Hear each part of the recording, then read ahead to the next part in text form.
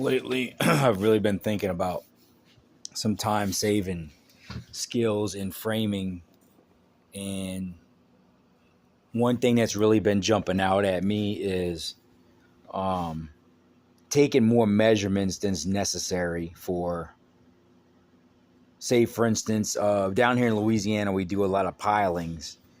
So imagine you had 7 pilings front to back and then 3 from left to right on the side.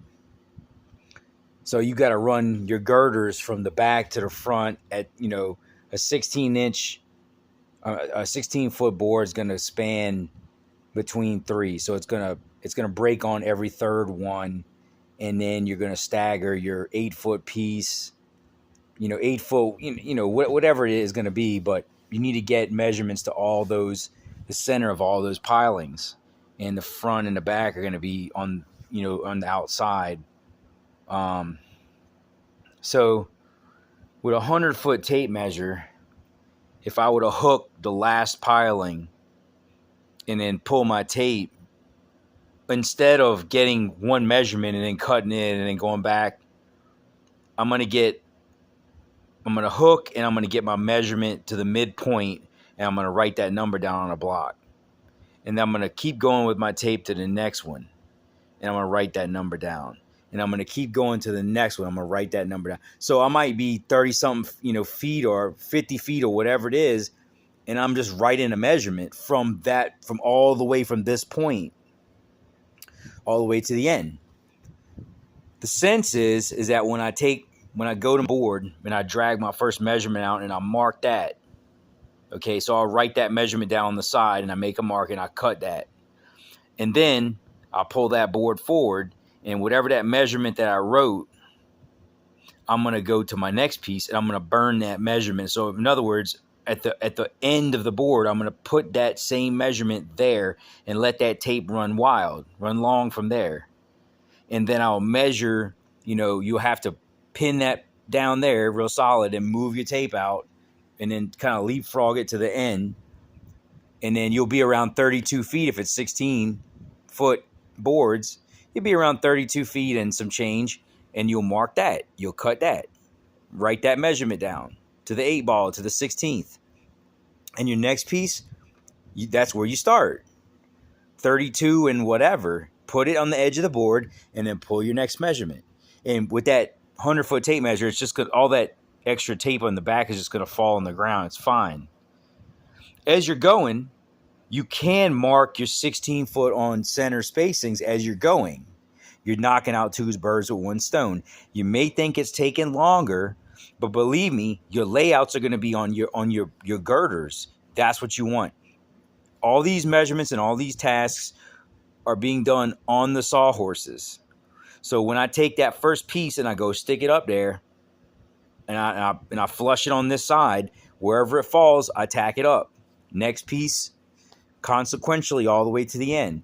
Now, if I get to the last piece and I need to make a little 8-ball trim or a quarter trim or whatever it is, I've measured everything and I've cut everything in place, put it into place and nailed it in, and maybe trim the last little piece if there's a little bit of discrepancy. Do that for everything. Get all the measurements first, write them in order. Row 1, row 2, row 3, row 4, row 5, however many rows, write it on a block and get all your boards stacked, measured, cut, stacked in place. Don't nail up shit until everything's in place. If you got to make adjustments, do it at the end once you get everything nailed in and you're down to your last board. And you can bring the saw over there, and if you got an alibi, cut that little alibi out at the end. Believe me, this is going to be accurate within an 8-ball. Pull that steel tape, that 100-foot steel tape tight, and it's going to, as long as that measurement is going to add up to that, what it is at the end, you should be very close. And all your layouts are going to be done. You don't have to waste time going back. Do that. Don't go to the girders and lay everything. And it works if you got to, stagger those girders. Start with your 8-foot. That's going to be in the same spot. You've already got the measurement to it. Same thing when you get to your interior walls. Don't lay everything out from the plans. If you got a wall that's 15 foot 6 1/4 inches and it's on your plans and that's what it is, cut those plates the same way. You're going to pull, say you're using 12-foot plates, cut, get the measurement to that first one. So say it's 12 1/4 inches. Burn 12 1/4 inches on a piece of pine, and then your measurement's going to be 15, 6 1/4, whatever it is, 16 1/4. And you don't need to know that last finish out measurement because it's going to add up to the total. Bam, there it is. Put your 16-inch layout. You should have already done that on the first piece. Transfer that layout, because once you put that measurement on your second piece, you're already going to have that where the layout's going.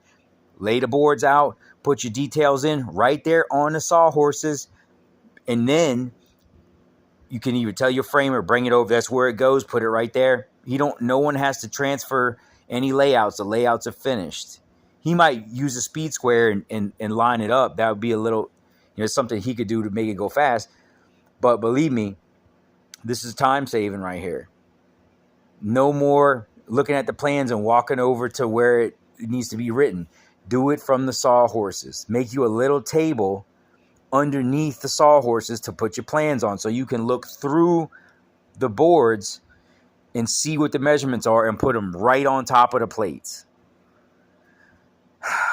Dude, try this out, guys. If you don't understand what I'm trying to get at, let me know in the comments and I'll do a video on it so you can understand. I'll get some plans and I'll lay out a plate just so you can see it. And believe me, it's going to blow your mind how easily this stuff can be done.